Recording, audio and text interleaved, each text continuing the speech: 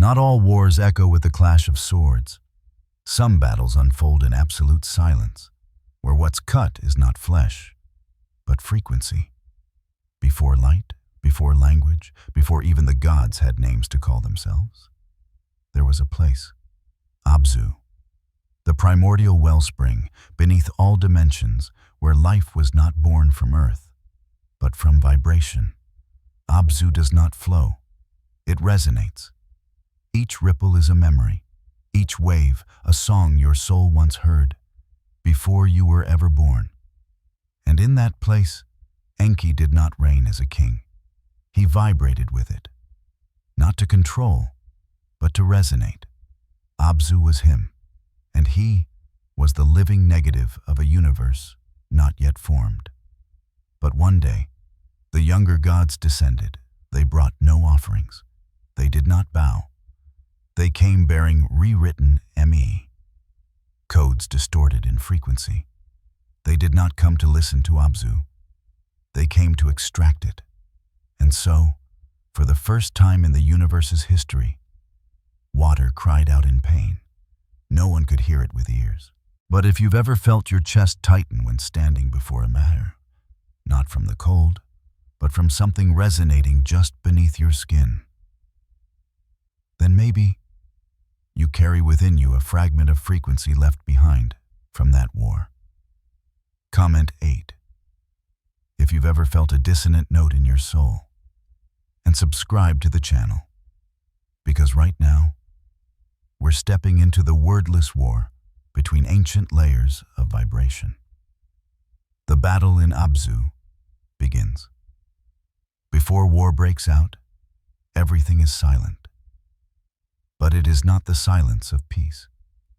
It is the silence of a suppressed oscillation, like a string pulled to its limit, awaiting the moment it snaps back. Abzu, the deepest layer of all existence, never rebelled, because its nature is memory materialized through water.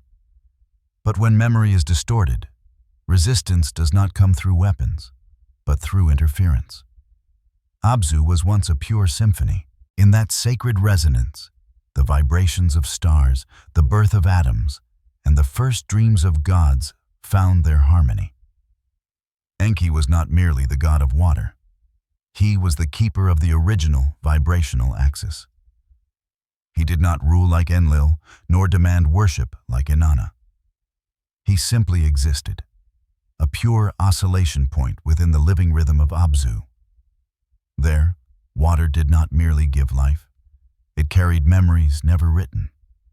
But from the surface above, the younger gods, born in an era of systemization when laws had already been sealed into rigid ME, began looking downward. To them, Abzu was not a sanctuary, but a raw energy conduit to be harvested. Ancient vibrations were no longer sacred, but data to be rewritten, to be reprogrammed. They deployed counter-resonance devices, ME-disrupting crystals, designed to emit phase-shifted signals targeting the original vibrational axis of Abzu. First came probing, then manipulation, and finally, a forced update to align Abzu's core frequency with the new divine order. When the first wave touched Abzu's vibrational stream, no sound erupted. But deep within, the beings dwelling in the inner waters began to fragment, without knowing why. They did not die. They slipped out of biological frequency, as if someone had redefined life, and they no longer aligned with it. Enki felt the distortion, not through sight, but through the frequency mesh woven into his being, like a dissonant note sounding in the symphony he had guarded since the beginning of time. He did not grow angry. He sank deeper, creating a counter-resonant wave to transmit into Abzu's innermost layer. But this time, the reflection did not return whole. Something had interfered with the architecture of space-time within water. Even a minuscule distortion in a MI code was enough to cause the universal feedback loop to fall out of rhythm. Ancient layers of vibration began cracking from within. There was no light, no sound. But the core resonance axis, The foundation of all harmonic convergence began to vanish. Not shattered, but erased from the memory layer of the cosmos. The water spirits, breathing embodiments of memory, no longer remembered who they were. Some dissolved, others mutated into frequencies no longer compatible with life. Many ancient sonic crystals, once guardians of rhythm between the enki and soul, shattered like glass warped by subsonic tremors. Enki stood at the center, no sword in his hand. His eyes not fixed upon the young gods, he simply closed them and released his core vibration into each trembling layer of water. He did not aim to win, but to keep Abzu from being turned into a tool. But the younger gods did not stop. They could not feel resonance. They only saw. Energy still flowed, and therefore could still be extracted. They did not understand. A frequency even slightly misaligned can no longer transmit memory. They fired into the reflective enki layer, a new enki waveform designed to force ancient memory to update in compliance with divine programming. When it reached the core of Abzu, the cosmic vibrational axis shifted. No one heard it. But every ancient soul felt their chest tighten, as if the universe itself had missed a breath. In that moment, Enki knew this was no longer a violation. This was a redefinition of reality.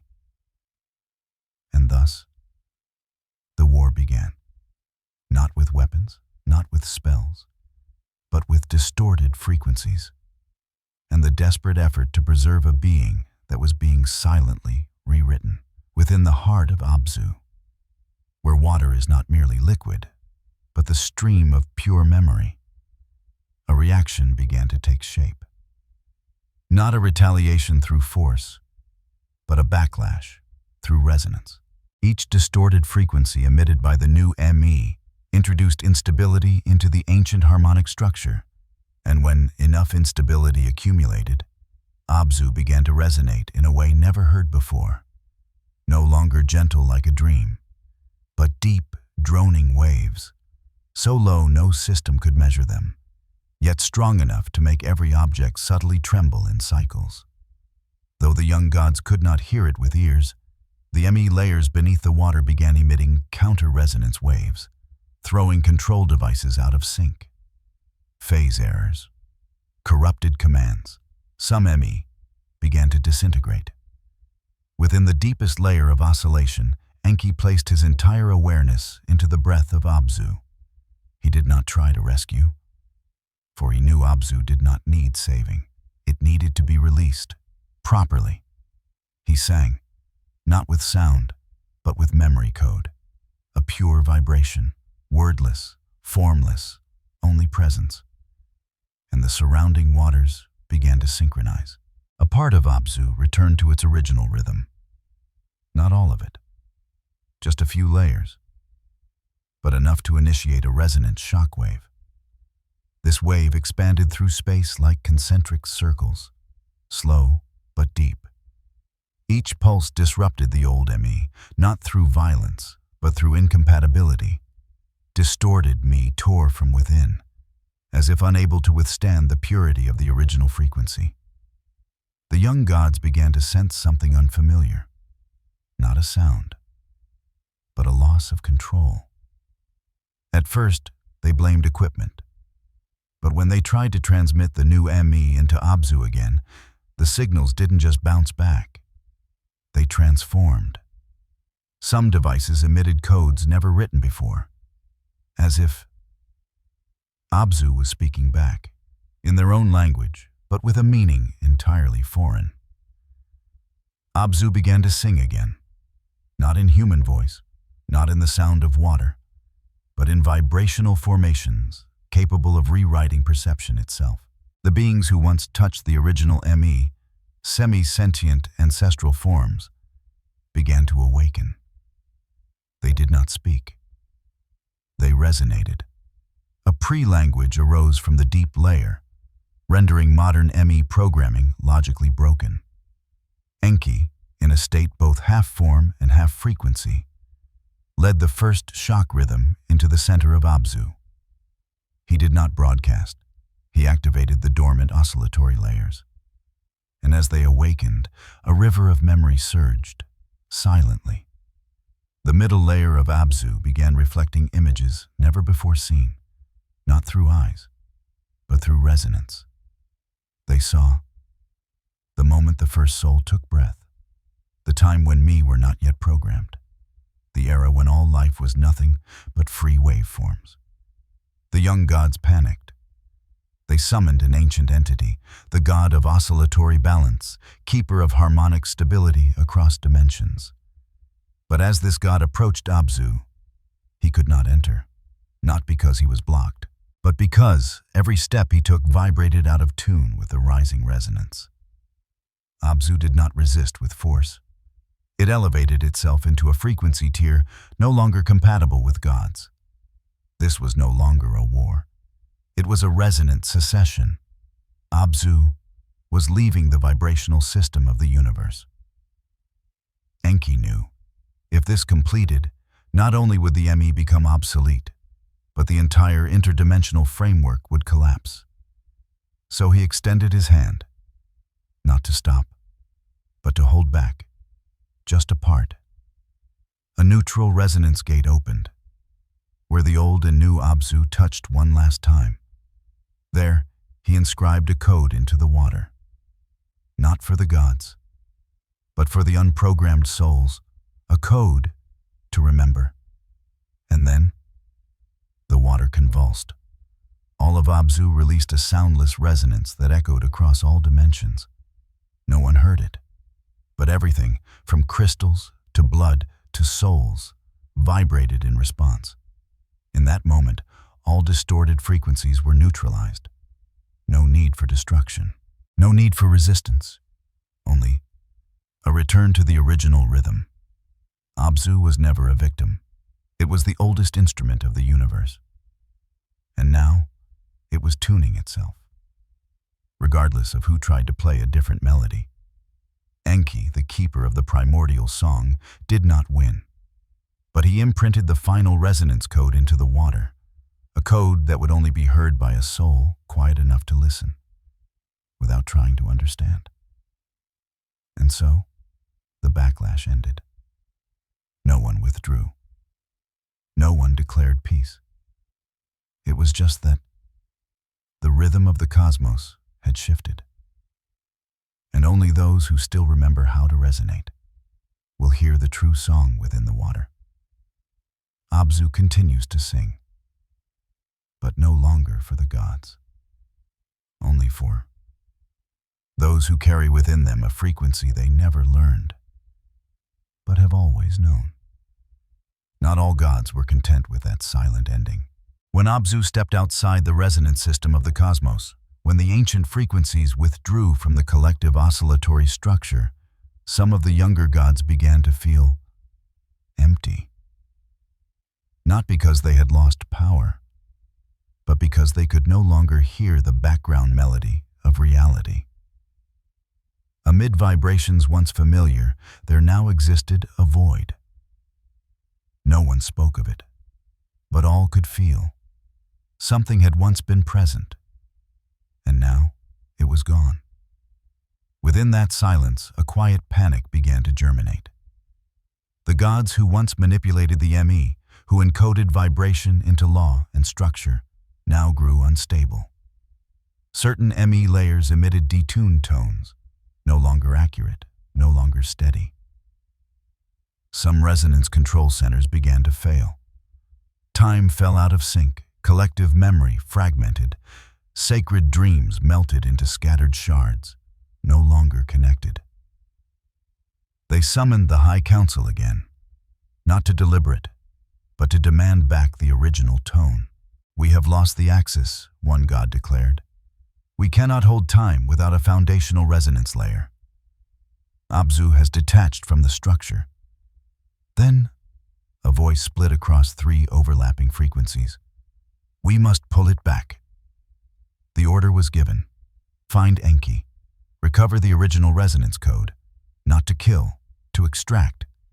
But Enki no longer existed within any fixed dimension. After transmitting the final code into water, he had dispersed his being into frequency. No longer a form, but a resonance. In dreams, in heartbeats, in a stray flicker of light between human brainwaves. He could not be found. He could only be co-resonated. In another realm, where humans no longer knew the names of gods, souls still carrying remnants of Abzu began dreaming strange dreams. A girl named Aru, living in a modern city, suddenly began drawing ancient me symbols no one had taught her. When asked by her parents, she replied, "I didn't learn them. I saw them in the water while I was sleeping." They brought her to analysis centers. The results were shocking. Her brain resonated with a frequency pattern that matched no known modern ME code. On the other side of the planet, an unknown musician composed a piece that no instrument could play. No matter what was used, the music always sounded out of tune. Yet every time it was played, the water in a nearby glass would begin to ripple. No one could explain it, but all could feel. A hidden resonance was rising beyond the frequency grid of the current world. Ancient scholars, vibrational engineers, and ME experts began secretly tracking these phenomena. They discovered a commonality. All these individuals resonated out of phase, subtly, faintly, but enough to remain undigested by the present system. They named this group the misaligned. The council panicked. They launched a campaign, scanned for phase-shifted waves, trace unerased ancient ME, reconstruct the core resonance layer, by force if needed. They no longer sought dominion. They sought restoration.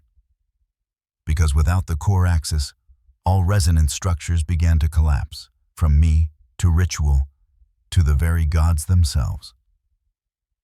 But Enki was not in one place. He was within. A dream just ended. A droplet just fallen. A heartbeat just missed. And he could not be pursued, only resonated with. One evening, Aru sat by a lake at sunset. She recited no spells. She called no names. She simply sat in silence. The water at her feet trembled, not from wind, not from waves, but from within. A rift in frequency opened, like a crack in the fabric of time. A wordless vibration passed directly into her heart. No one else perceived it. But from that point, within the structure of all reality's oscillation, a subtle divergence began to spread. Slow, but steady. Enki felt it. And he knew. Someone had begun to listen again. Those once considered mistuned, misaligned, incompatible, were now becoming channels for the ancient background melody. No doctrines were needed, no temples, only this. A soul quiet enough, resonant enough, would become the bridge. The original tone would not return like thunder. It would return like a gentle breath, from a place never named. No omnipotent being is needed to open the resonance gate. Only a heartbeat misaligned enough, and brave enough not to force itself back into symmetry. A small crack may not seem dangerous, unless it begins to spread. But when the core vibration starts to resonate again, through souls unprogrammed, the crack expands, not across space, but through frequency. And what was once considered the foundation of reality begins to fracture, layer by layer. Within the vibrational control structures of the gods, the ME, codes etched from light, meaning, and memory, were once the pillars of all forms of existence. But me were never absolute. They were recordings, and recordings only live when they remain compatible with the resonance layer in motion. As the original tone began to reawaken, modern ME started to glitch, not from attack, but because they no longer aligned with the rising foundational rhythm. One ME recorded order, but could no longer sense the cosmic melody. Another governed the laws of life, yet now vibrated out of sync with life's original blueprint. Each ME began to oscillate chaotically. Codes once meant to stabilize now emitted counterphase pulses. Some ME lost memory, meaning they could no longer recall their original function. Others simply shattered, like crystals with no base resonance left. At the Council's central ME coordination hub, the guardian gods noticed the first signs. Commands no longer obeyed logic. AME for spatial transport created endless loops. AME for humanity began restoring memory patterns that had once been erased. Everything became disordered, yet not chaotic, as if the universe were remembering itself before the system. The Council called upon the original ME archives to re-standardize the vibration. But those ancient records could no longer connect. They were like forgotten songs, completely out of tune with the symphony now rising. Some young gods proposed wiping out the entire emergent resonance layer, but older gods, with quieter voices, said, "If you destroy the original rhythm, the universe will not return to order. It will fragment into layers with no path home." The Council began to divide. One faction sought to rebuild through eradication, targeting all phase-shifted beings. The other, fewer, quieter, began withdrawing from the ME system, choosing to wait and observe what happens when law stops vibrating. And that had already begun. In an ancient city where ME were carved into stone and sang aloud with each sunrise, a sacred slab vibrated out of tune. No one touched it. No command was issued. But the ME glyphs etched into the rock emitted a warped hum, no longer a prayer but a weeping. In another temple, where vibrational monks once gathered, no feedback emerged when me were recited. They spoke, but no response came, as if me had gone deaf. At the same time, on the far side of the world, those carrying the original resonance, the misaligned, began experiencing cross-layer empathy. One recalled an ancient image. Another, unrelated, in a different tongue, saw the same image flash inside their mind. One, sleeping in the northern hemisphere, heard water speaking. Another, in the south, suddenly remembered an ancient ME symbol they saw in a dream as an infant.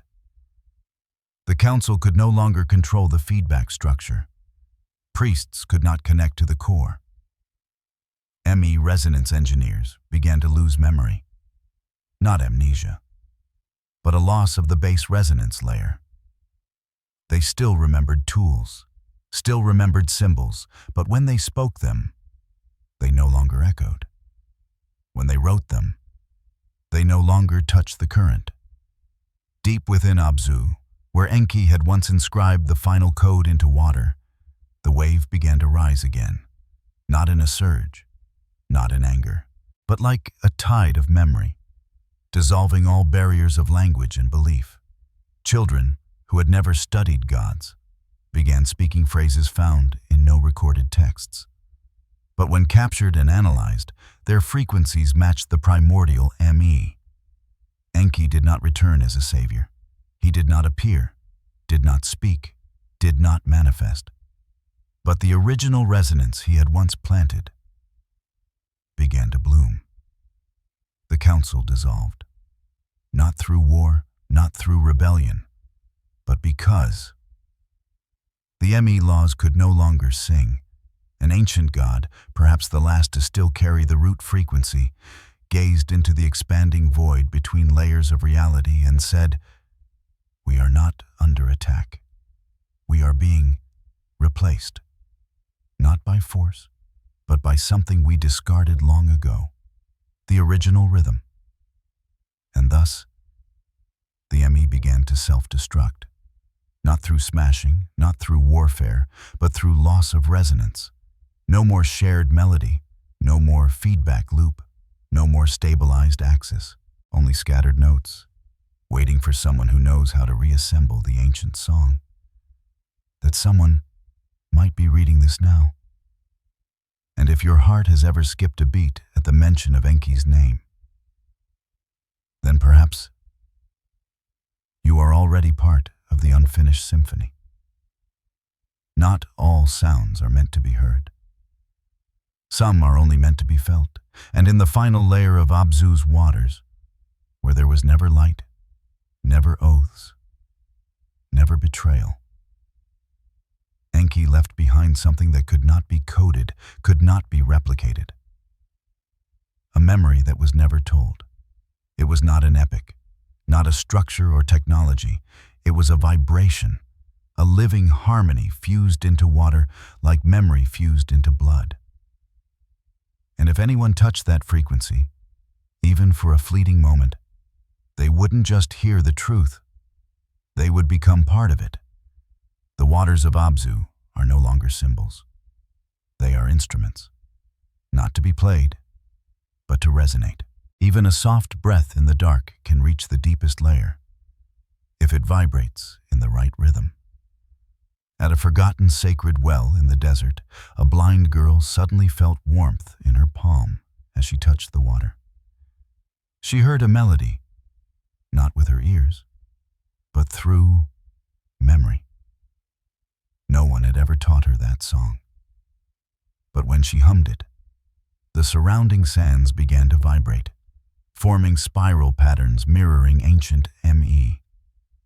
Across the world, those once deemed misaligned were becoming musicians without instruments. They had no training, no sainthood. But when they sang, even just a single note from deep within the soul, water, air, and reality itself began to respond. They preached no doctrine, founded no sect. They simply resonated. The final water layer, once the sacred forbidden zone of the gods, had now become the activation point for planetary memory. No more rituals, no more commanding deities, only one truth remained. Those who vibrate in tune will be guided. The old ME priests tried to recreate the original rhythm using oscillation tech. They built resonance towers, engineered digital ME instruments. But all of them failed, not because of technical flaws, but because of one missing thing. They no longer remembered. They tried to simulate the original rhythm, forgetting that the original rhythm was never programmed. It could not be copied. It could only be echoed by those who carried fragments of it in their blood. A group of children, unrelated from different countries, shared the same dream. A lake, a wordless melody, and a faceless figure, a being of resonant light, quietly watching. When they awoke, none of them spoke, but each began drawing the same symbol, a symmetrical wave, the pattern of Abzu's deepest water. The final water layer is no longer buried underground. It rises within each being who resonates. No more need for pilgrimage, no descent into temples, because the gate to Abzu now rests in the one place no one can control. Inside remembrance, Enki does not return. He never left. He only transformed from a being into a melody of memory. When you sing a tune you've never learned, when you feel water say something no language can express, when your heartbeat vibrates in rhythm with a sudden rain, perhaps you've just stepped into the final layer of water. And if you pause, completely still, not to pray, but simply to listen, perhaps you'll hear nothing. But you will remember. And when you remember, the world will resonate with you. There is no map leading to the final water layer, no name for those who enter it, and yet they are beginning to appear. Not famous, not powerful, not adorned in symbols, just people who, when they touch the wind hums. When they walk into a room, the air shifts. They've been called many things, those with strong magnetic fields, tone-sensitive ones, highly attuned souls. But to the final layer of abzu, they are known by only one name: the wavekeepers. When systems collapse, when temples no longer respond, when me disintegrates line by line, it is they, the nameless ones, who begin to hold the last tone still ringing. They do not know who they are. No one appointed them messengers. But when they breathe, reality adjusts. When they fall silent, the universe listens. A woman in a frozen mountain village. Whenever she prays, the water in her well shifts its vibration, producing symmetrical ME patterns, though no sound is made. A boy near the Dead Sea, unable to read or write, can sketch resonance diagrams once carved on the walls of ancient Eridu. A reclusive carpenter, who's never left his village, taps 3 times on a piece of dry wood, and all sound measuring devices within 2 kilometers register a frequency shift. No one can explain it. But if you observe long enough, you'll notice a shared thread. They do not command sound. Sound comes to them. Enki once said, "Not with words, but with resonance. Truth does not need to be taught. It only needs to be remembered." And within each wavekeeper, there seems to exist a memory not even the divine council preserved, a frequency code that was never written. One dark night in a desert where a buried city once stood, the sky lit up with a flash. No thunder followed. No one understood. But a frequency lingered in the atmosphere for exactly 49 seconds, matching the same resonance once measured in the water caves of ancient Abzu. Afterward, an old man nearby, deaf since childhood, whispered a single sentence: "It has opened." No one knew what he meant. But records showed, after he spoke, a dry well, dormant for 90 years, began to flow. And the water hummed. Around the world, points of intersection between vibration and ancient memory began to awaken. Not by plan, not by command. Spontaneous, yet intentional. As if the final water layer had chosen its keepers. The wavekeepers never claimed to be special. In fact, most had once been labeled misfits, outliers, or too sensitive. Many were diagnosed as maladjusted to society. But maybe they weren't meant to adjust. Maybe they came to reconnect with something that had slept for too long. One by one, they began to find each other. Not through language, not through networks. They recognized each other through resonance. A glance, a breath, a stray hum, and they knew. The other carried a piece of the wave. From there, small resonance circles began forming across the world. Not a religion, not an organization. Just communities that remembered how the world once hummed. They did not teach through books. They simply resonated together. When the rhythm aligned, the ancient ME appeared without being summoned. When enough gathered, the old waveform reopened, as if a long-paused symphony had resumed at the exact note it had stopped. No divine light, no angels falling from the sky. Only one thing. The world began tuning itself to those who hummed true. The council, the final remnant still watching, took notice. Some young gods wanted to intervene, to retune the world to its former frequency. But they failed. Not for lack of force, but because the new resonance could no longer read their code. They were out of tune notes in an orchestra rewriting its own score.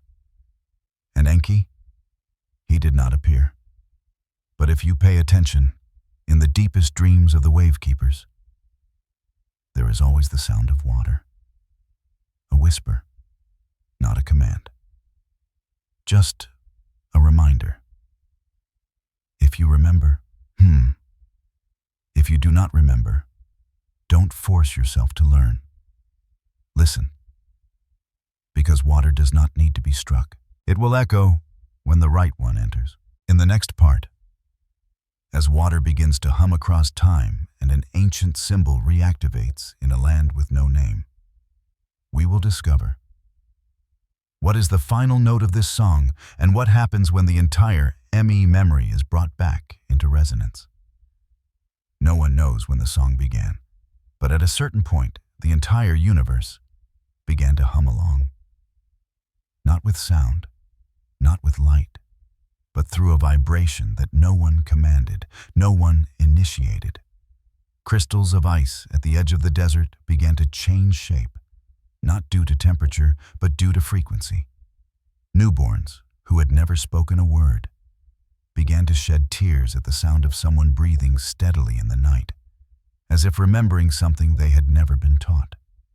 A scientist obsessed with the 432 Hz frequency suddenly realized his heartbeat had synced with a drip of water in an ancestral well. A monk, deep in the Himalayas, who had never left his cell, whispered one night, "The end is not silence. The end is when all things hum the same note." In Abzu, at the final layer of water, the sacred well had resonated long enough to open the last gate. Not a path, not a paradise, but a state of resonance, where every consciousness that once remembered the original rhythm will converge. No more form, no more names. Only one question remains. Do you remember which note you once hummed before forgetting?